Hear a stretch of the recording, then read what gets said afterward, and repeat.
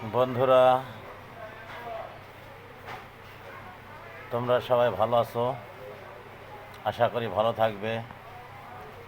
21শে ফেব্রুয়ারি মাতৃভাষার শুভেচ্ছা জানিয়েছ, সেই উপলক্ষে তোমাদের অশেষ ধন্যবাদ। সেই সাথে আরও জানাচ্ছি, 21শে ফেব্রুয়ারির সম্বর্ধনা তো জানিয়েছ বা ভালোবাসা জানিয়েছ, মাতৃভাষার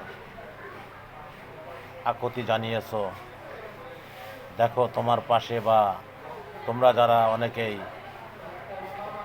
মাতৃভাষার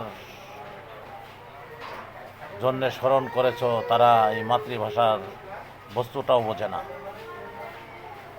তাহলে দেশে এত বেঈমান কেন এখনো? তাই আমি বলবো, দেশের মাতৃভাষা রক্ষা করার জন্য সেই দোসরদের ধরে ধরে এদেশ থেকে নিশ্চিহ্ন করে দিতে হবে। যেদিন এদের নিশ্চিহ্ন করতে পারবে, সেদিনই 21শে ফেব্রুয়ারি মাতৃভাষার জয় হবে।